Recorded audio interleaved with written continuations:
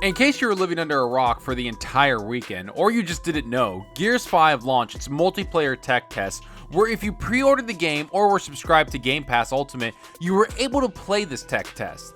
And if you paid any attention to the Gears community or the Xbox community, you know that we've all been very critical about the marketing campaign for the game, especially when it comes to E3 and the campaign in general. And if we're being honest, some people have taken it a step further and said that maybe the developers and Xbox doesn't have that much faith in the game, and that's why they're hiding so many things. Or people have been attacking the game because of the no smoking decision that was made by the creators of the game. It seems for a little while now, Gears 5 has been taking a lot of flack by the fans and media for a couple of weeks now, but I'm here to say that there's one thing that could quiet all of those naysayers, and that's gameplay that blows everyone away. And I'm here to say that the tech test did just that. I'm going to go into detail about my personal experience with the tech test and how much the game has changed since the last installation. So let's dive deep into what exactly makes the game a marked difference compared to the others. But before I do that, if you liked the video, please hit that like button and that subscribe button. The support is greatly appreciated. So the first thing I want to talk about during the tech test has to be the graphics attached to the game. This is hands down the best looking Gears game I've ever played. And this is just the multiplayer part of the game we're talking about. This isn't the campaign where they take the extra bit of effort to fine tune the details of the environment. The couple of maps that were available in the boot camp training part at the beginning of the tech test were awesome to see. I would sometimes just sit and look around the area and bask in the lighting and character details. But the best part about this is that the game holds up extremely well when you're moving fast and having crazy firefights. I never felt that the game was blurry or the frames dropped. Everything was steady and fun to just play around in. And these were some of the most basic maps that were given to us.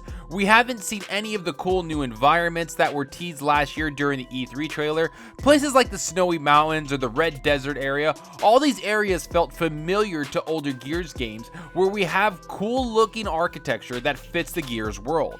But the game looks so awesome that it makes even those maps look so good and even more enjoyable to jump right back into Gears. I did play this on the Xbox One X, so I have the best performance when it comes to consoles, so if you have an X, you'll be treated to something special. You can tell that this game was made to utilize the power that the X has to offer, because the game was made with such care and detail. Not only does the game look amazing, but the performance was stable and never hitched, which made the game look even more smooth. So if you were afraid the game wouldn't look great for some reason, you can put those worries to rest, because it was one of the best looking games I've ever seen this generation. And the frame rate to me was locked, so I didn't see any performance issues at all. Next, I want to talk about the violence and the gore of the game, because for a little bit, I've seen people posting or commenting about the new Gears 5 game and how it's going to be rated T for teen or rated E for everyone, because that's what Microsoft wants to push on people.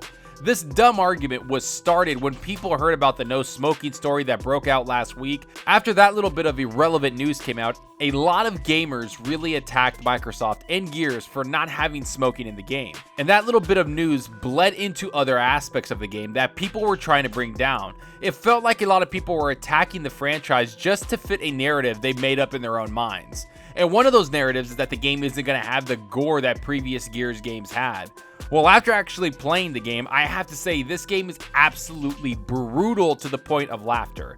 No other game I've played has me grabbing a giant mace that I swing and basically explode the enemy I hit with it. Blood and guts flying everywhere, not to mention all the blood and guts just sits on my character for a little bit as blood runs down their face and armor. It's pretty crazy yet extremely satisfying to do. And while the visuals are amazing, the sound attached to them are so on point with what's happening on screen. When you smash an enemy with your mace, the game looks and sounds amazing. When you shoot someone and get a headshot, again, the sound and the graphics attached to the game really add to the brutality of the game. And I'm glad I was able to witness this game and all its over-the-top violence, because if I were to take all these naysayers to heart, I would think that Gears has lost its identity and isn't an adult game anymore. Well, I'm happy I decided to actually play the game before I judged every single aspect of it. But the best part about this is that this is only the multiplayer aspect of the game. I still haven't played Escape, Horde, or the campaign, where I think most of the gore will shine even more. So if you're worried at all about the gore and the mature setting of this game, don't, because it's probably the most violent Gears game I've played yet. and I only played multiplayer in one weekend, so I'm excited to see what they bring to the game when it comes to Horde, Escape, and of course the campaign. Now, the last thing I want to discuss is the modes that were available to all players when the tech test was live. The first one I want to talk about is arcade mode, which honestly made me and a lot of my friends feel like Gears was a little bit different. The mode consists of getting kills and using those kills to unlock different weapons depending on which character you are. Each character has different types of guns, so it matters who you choose when you select your character. It's a new mode that shakes things up a little bit. You don't have people running around with Nashers the whole time. Instead, you have some people using the maps and certain areas to their advantage so they can ambush groups of people with mace hammers or shock grenades. This is the mode we played the most because my friends and I aren't the most hardcore Gears versus players. We tend to gravitate towards Horde, campaign, and probably escape mode when that releases. So for the arcade mode to grab our attention for hours on end was such a delight because we had a very good time switching out characters to change the battlefield around. And of course there was ranked types like King of the Hill and a couple other modes that I played, but arcade mode is the one mode I spent almost all of my time playing. I enjoyed it that much. I found it to be very quick and engaging, not to mention a little better for people that don't take the versus mode that serious. And that's exactly what my friends and I wanted for the tech test. We wanted to play the game and see how it ran. The new mode has me even more excited for Gears Escape because I want to see everything that's new to this game, especially the new modes that they've brought in, because so far arcade mode has been one of the coolest modes I've played in Gears. I really enjoyed it. And overall, here's my final thoughts on the tech test and everything I've seen about this game. If you take out the weird showing at E3 2019, Gears 5 has been shown off in a great light. Every new mode that's been announced looks amazing and something that a lot of people will want to play. The game is jam-packed with so much content, it's almost overwhelming for me to comprehend how many hours I'll sink into this game.